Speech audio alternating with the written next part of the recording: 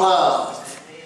God's given us a son. He's given many of you here children. How many of you remember when you first had those children and you brought them home from the hospital and you think, I don't know how it's possible, but we've got the only perfect child in the whole world. And you just hold them and you look at them and you're just blown away by how perfect they are. And then they grow up. And then you find yourself Googling stuff like, what is the legal definition of child abuse in the state of Georgia? Where is that line if I am in court? Why? Because they're just like us. And they have downfalls and they have issues. And if your love is based only on your ability to love, you're not going to love very long. If you love your spouse because of their looks, looks may come and looks may go. Appearance is not enough for the long haul. If you love them just because they're sweet, I got bad news for you. They're not always going to be sweet. If you love them just because you get along, that's not always going to be the case. If you love your children just because they make you proud, there will be days when they let you down. If you love them because they play ball, one day they're going to be out of Little League. If you love them because they make good grades, one day they're going to fail a test. Where is your ability to love? The Bible teaches us that God is our resource. The love of God. Get this down in your heart. If you're going to love yourself properly, we'll get there in a moment, and if you're going to love your neighbor properly, it begins with loving God with all that you are. I'm going to need some help right here. You can't love Him a little bit. And I'm going to go a step further. You can't even love Him a lot of it. You've got to love Him with all that you are. That's why Jesus said to love the Lord with all of your heart and with all of your soul and with all of your mind. He literally touches every part of who we are and said you can't love God with a little bit of your heart, with a little bit of your mind, with a little bit of your soul. You've got to love Him with all that you are. That is the ultimate foundation for love in our life. And so He is the resource. What is He? He is the well. He is the spring. He is the source of love. Then we find that we must love God. And secondly, not only do we love God, but now we find that if He is the resource, watch now, if He is the resource, we are to be the reservoirs of His love. It is not enough that God is love. Oh, I feel like preaching right here. It is necessary that there be someone that is able to be filled with the love of God.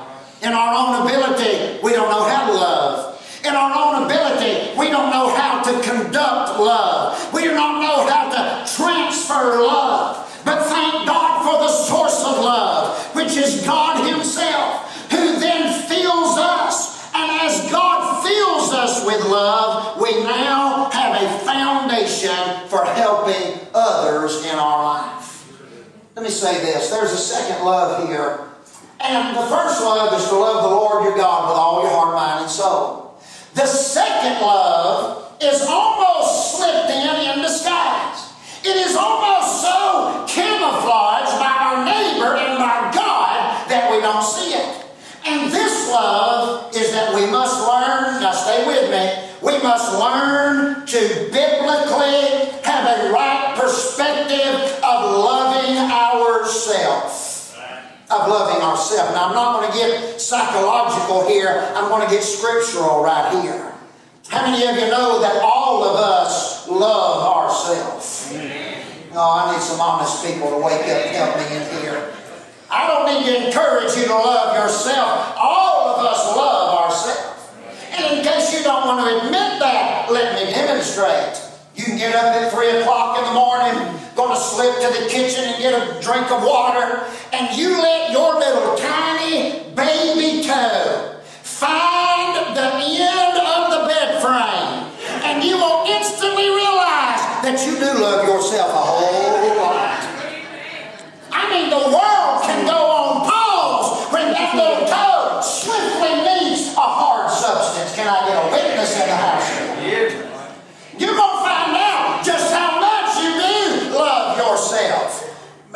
your toe gets hurt and the whole world shuts down. You'll be laying, you don't care who you wake up, laying on the floor, rolling around, holding your foot, screaming and crying, because we do love ourselves.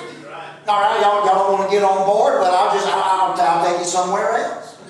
It doesn't matter how old you are. It doesn't matter how big and strong you are, man. I know women like to pick on us men, but we're just going to all get on the same playing field here. It doesn't matter how tough you are, how old you are, how strong you are. When we get sick, inside of every one of us, there's an 8-pound, 1-ounce baby. You can have a man 6'6", muscles on top of muscles, combat hardened. You let him get the flu. I'm sick. I don't feel good.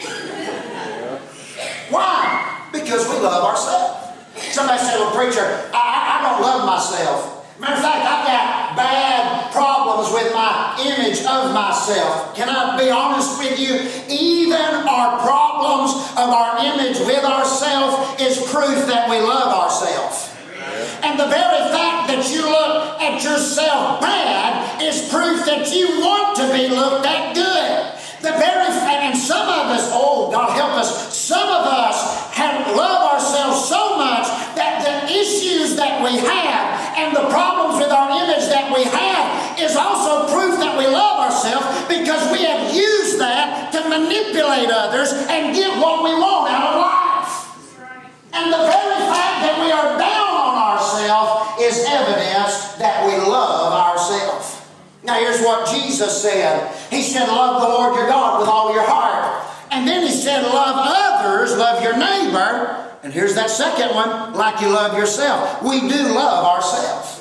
And if we love ourselves, we want what's best for ourselves. That may not be good English, but it's good preaching, all right? We want what's best for us. That's why there is something built in us naturally. We want to be the first one in line. We want to be the first one to get off the exit. No matter if that car beside us is going the same place we're going, getting off there at the same time we are, we want to be the one in front.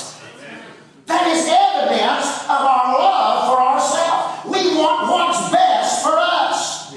Here's what we got to understand, is if we truly want what's best for us, that means that we should want to have a relationship with Jesus Christ. Because this is the best thing that could ever happen to us. Loving God is the ultimate foundation of being able to even love who God has made you to be. So Christ is the resource of love. And then we find that we, empty on our own, void of the ability to love, when we are filled with His love, we are now a reservoir of God's love. Now, thirdly, I want you to notice that not only is Christ the resource and we are the reservoir, but thirdly, I want you to notice the reaches of this love. Do you know what Jesus says?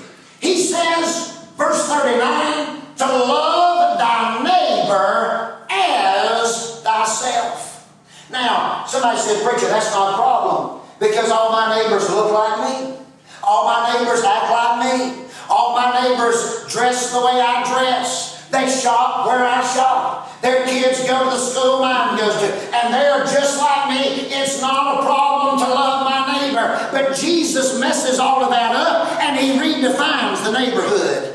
He changes who qualifies as a neighbor. And the word neighbor in your Bible doesn't mean the people that live in your subdivision. It doesn't mean the people that live by your house. It literally means those that God has put close in your life. And so if I'm going to love the people that God has put close in my life, I must do that through the resource of God's love. We realize that if we only had to love people that was just like us, life would not be complicated. If we only had to love people that look like us, anybody can do that. As a matter of fact, Jesus said in one of the other Gospels, He said, ye have heard to love thy neighbor. But He said, I say unto you to love your enemies.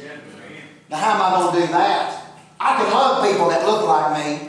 I can love people that act like me. I can love people that love the things I love. But how do I love those that are against me? How do I love those people that have attacked me? Those people that have lied about me? Those people that have used me? Those people that are clearly not my friend? How do I do that? Well, we go back to the original point. You cannot do that. Your cup will empty out soon. Somebody holler amen. If you're trying to love your enemy, you're going to run out of love real fast. Matter of fact, some of you act real spiritual. You say, I'm going to give them a chance. I'm going to give them a shot. I'm going to give them an opportunity. And while you're pretending to love them, you're really waiting on them to mess up so you can justify how you feel about them in the first place. And Jesus says, that's not the kind of love I'm talking about. I'm talking about love them like you love yourself. So how am I going to love those that God has put close in my life? I'm going to do that by going back to the resource and letting the resource fill me, so I will have love to give to those that God brings close in my life. Y'all remember the story of the Good Samaritan? Anybody remember that? And there's a man that is beaten, he is half dead, he's laying in the ditch. And the Bible says, by chance there came a Levite. By chance there came a priest. By chance there came a Samaritan. And that word by chance means this. It means that this man was in the ditch, and it was just a coincidence that they passed by where he was. Well, let me say this to somebody this morning. There may be coincidences with us, but there's no such thing as a coincidence with God. And those people that God has put close in your life, they are there because God intentionally put them there. So who is your neighbor? Who are you supposed to love? Those that God has put close. Now, let's just get down at the house where we live. This goes for the person that you share a bed with. This goes for your spouse. This goes for your husband. This goes for your wife. And I want to tell you this. God put them close in your life. And if you are to love them, you know this morning that your natural ability to love is soon going to be tested. It will soon be diminished. And husband and wife, it is our job to stay close to the source. We must love one another, not with natural love, but with the love of God. And that goes for that spouse. We leave the bedroom and we go down the hall, and now we've got children that are close to us. And I assure you this morning that if we're going to raise children for the glory of God that are healthy and established mentally and spiritually, they must understand that their lives are surrounded not with natural love, not with love that says I love you when you're hitting home runs, not with love that says I love you when you're on the prom court, not with love that says I love you when you get an A or a B, but with a love that says no matter where life takes you, no matter what you do, I will always love you, because this is not just the love of a proud father. This is not just the love of a proud mother. This is the love of God that has been channeled in my life towards you. Amen. The greatest thing we can do for our children, for our spouses, is to love them with the love of God. We ain't even got out of our own house and we need the love of God. Can I get a witness? Let alone them people that live next door. I've got some neighbors here this morning in the 11 o'clock. Eddie and Paige are here. In the 9 o'clock, I had some neighbors here. Josh and Bethany were here. And I love Eddie and Paige. I do. They're a blessing to our family. They're good neighbors. They're the kind of people you can borrow stuff from. Can I get a witness right there? And if it's good stuff, you just hold on to it till they ask for it back. All right? And it's good to have good neighbors. And I love them. And they are an asset. They are a benefit to my family. But what happens when you get neighbors that aren't good neighbors? And they're the ones that borrow your stuff and don't bring it back. And they're the ones that don't take care of their things. And they're the ones that cause difficulty and adversity. How do we love them? You see, if I only love my good neighbors, that's not the love of God. That's a natural love. But it is the love of God that says, not only do I love those that love me, but it is the love of God that says, them people that moved in next door, got 15 cars on blocks, don't not one of them run. They got 10 dogs, it's all rabid. It ain't never been chained up. The love of God lets you love them as well. You see, natural love says, I love you for what I can get from you. I love you for what you do for me. I love you for how you make me feel. But the supernatural love of God is a love that does not come with conditions. It simply flows through us because it comes from Him. Am I making any sense to anybody this morning? Now, the reaches of God's love, it comes through us and it goes out of our home. Now, I'm going to need an amen right here. If the love of God is not working in your house, you don't have anything to share with them people next door. We got to learn how to love God. Somebody holler amen. And then we got to learn how to love ourselves according to His Word, not in a self-inflated, egotistical kind of way, but in a way that says, God, I love you for what you're doing in me, and I love how you're changing me, and I love how you're working on me. And now not only am I in love with you, but I'm in love with what you're doing in me, and now I have the ability to love others that are close by in my life. God's love through us reaches out. I want to share 3 quick stories with you this morning, and I'll be done. I got saved when I was 7 years old. God saved me. I know that beyond the shadow of a doubt. Right after I got saved, we had a revival at our church. The revival that we had that fall, I'll never forget the preacher that was preaching. It was a man by the name of Jimmy Clark. And in that revival, God began to move in our little church. God began to work in my young 7, 8-year-old heart. God began to radically change me. And in that revival, I fell in love with Jesus. Does anybody remember when you were crazy in love with Jesus? Yeah. Man, I sat in those services and God just poured out my heart. Filled me up to the brim. After school and before church, I had found a place where I would go pray and where I'd read my Bible. And God was just stirring my spirit in an unbelievable way. During that revival, I got a burden for a man that we lived in the country. This was in South Tennessee. You couldn't see anybody's house from our house.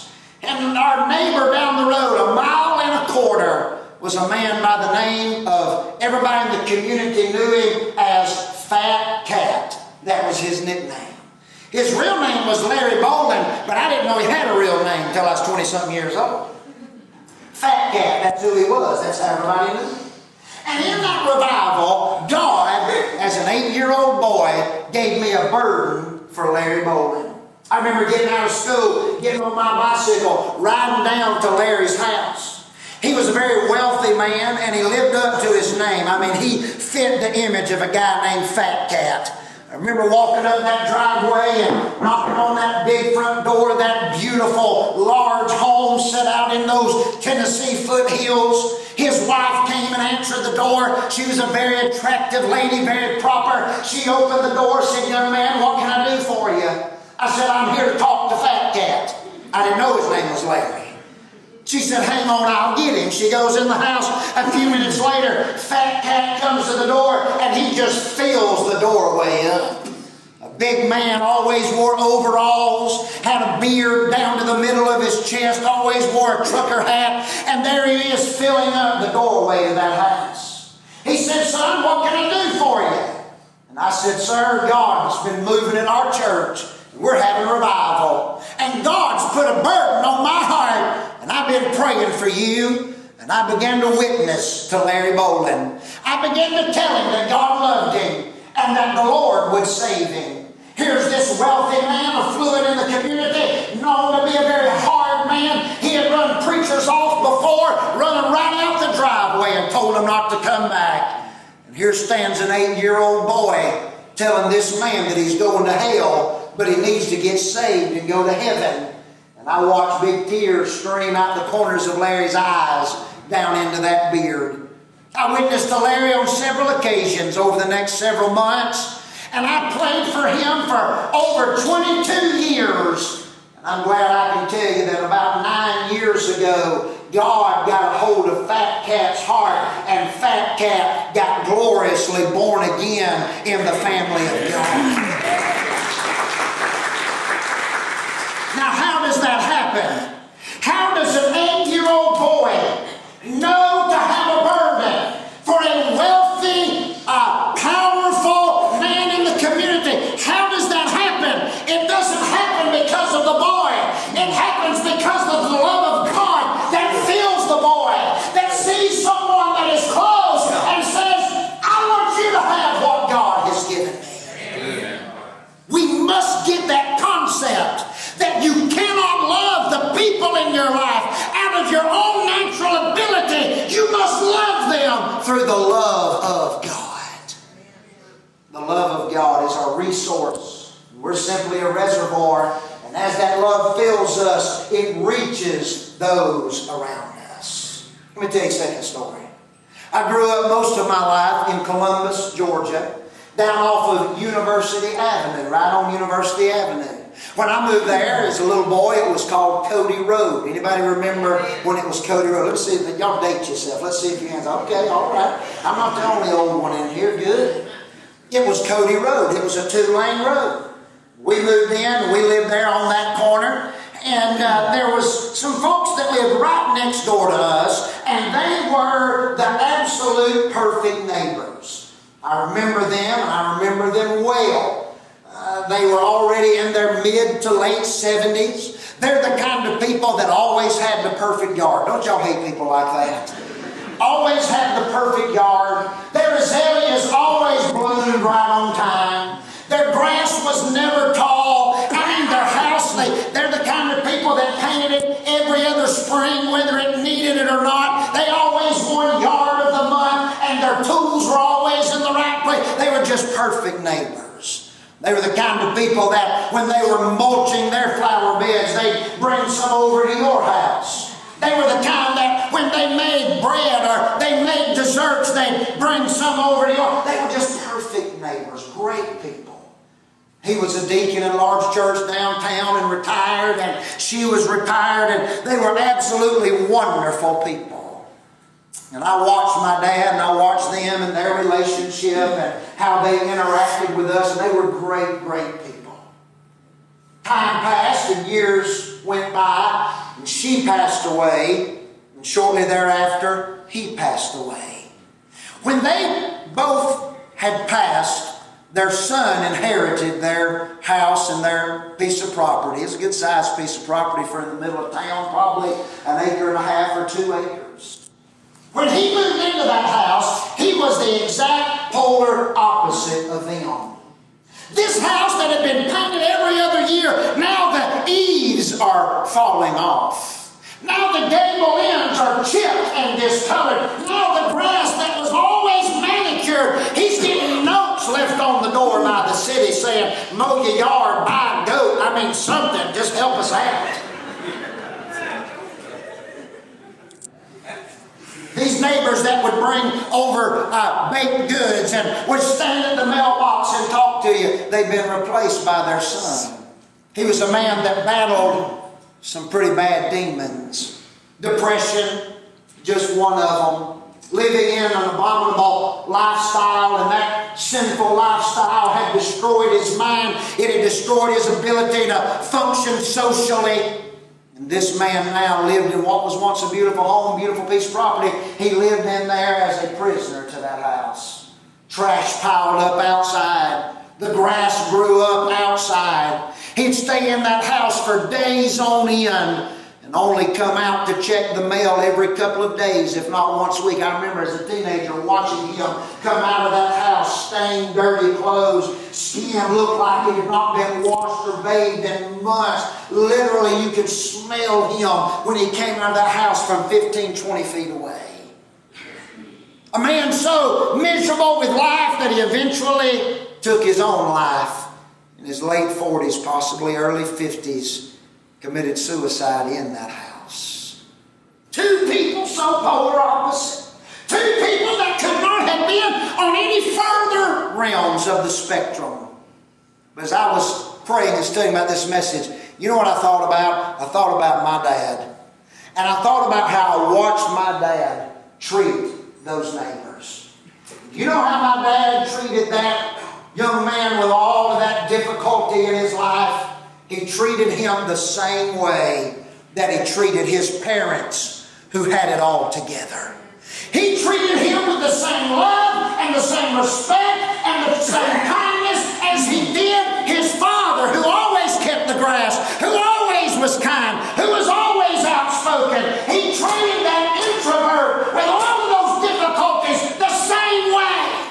Now, what does that testify of? That testifies of the love of God that flows through the reservoir, that says, I love you whether your grass is high or whether your grass is short. I love you if you're kind. I love you if you're depressed. I love you if you're nice. I love you if you're mean. Because it's not me, it's the love of God that's flowing through me. Love thy neighbor as thyself. I got a third story. I'm not boring y'all, am I? I got a third story. I was preaching this week out in Louisiana. I was in Sulphur, Louisiana, down on the bayou there, right on the Gulf Coast. And when I preach in Sulphur, it's right next door to the city of Lake Charles, Louisiana. And I've been there since Monday. I flew out there Monday morning, preached Monday, Tuesday, Wednesday. And I like to get up every day and run. Now let me explain. I don't run to be athletic. I don't even run to lose weight. I just run to not gain weight. Can I get a witness? Y'all understand what I'm saying? I don't run like to get in shape. I just run so I can justify eating half a pizza and a tub of ice cream for lunch. All right?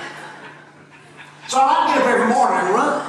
And I ran Tuesday and Wednesday or Tuesday when we were going to eat, we passed the lake there in Lake Charles. It's a big lake.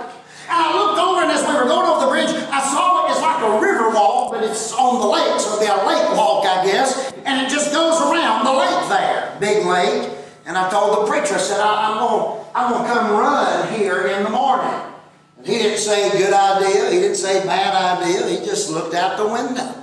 And so we went and ate lunch on Tuesday, come back Wednesday. I went back to the hotel. Wednesday morning I got up and I got ready and I went down to Lake Charles. I drove down, parked at the parking lot at the beginning of the lake walk or whatever you would call it. And I got out and I started running.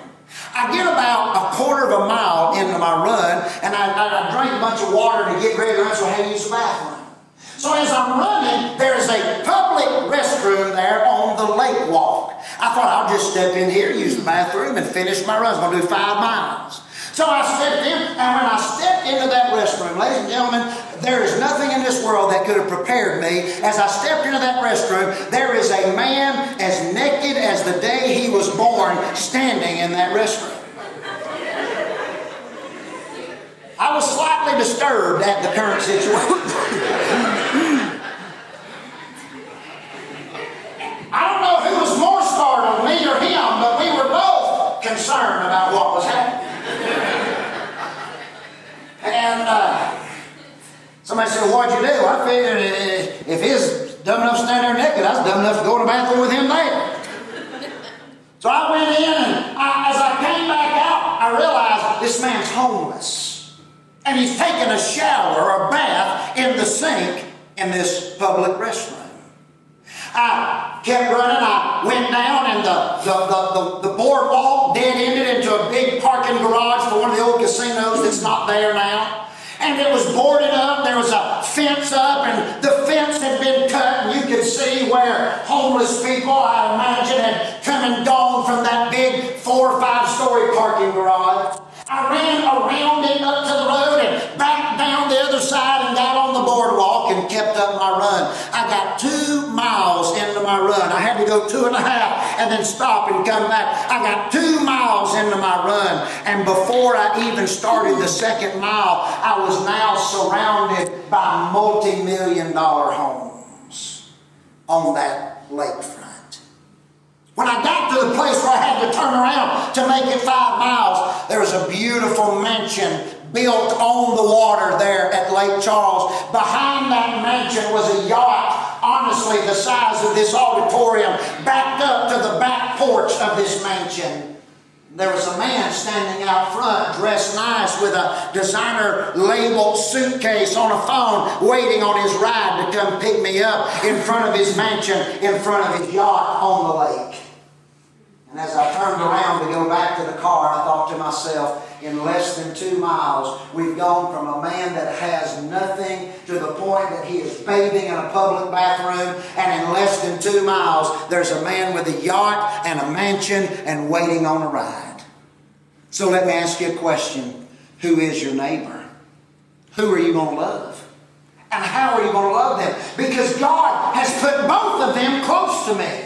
God has put both of them in my path. And we've got to understand that if we're going to love those that have nothing, and if we're going to love those that have everything, you're going to do it the same way, not through our natural ability, but through the love of God that fills us, that gives us love to share with somebody else. I'm trying to tell you this morning that it's easy to love people who look like you. It's easy to love people who shop where you shop.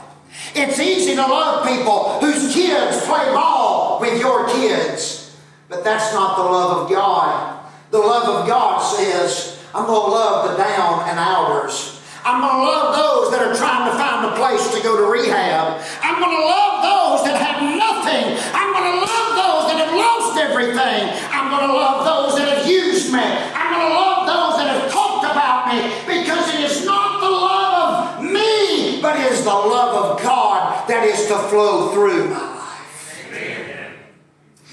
Jesus said, love the Lord your God with all your heart, mind, and soul. And when he said that, they could have easily said, done. But he put a test on the end of it. And he said, if you really do that, then love your neighbor as yourself. So here's what I'm trying to say. Come on, Brother Jerry. Don't tell me how much you love God if you can't love the people that God's put in your path. Don't tell me how much you love God if you can't love that single mother who's working 3rd shift trying to make ends meet. Don't tell me you love God if you can't love those people next door. Don't tell me you love God if you can't love the addict that's struggling the 4th and 5th and 6th time to get life right. Don't tell me how much you love Him unless you can evidence it through loving your neighbor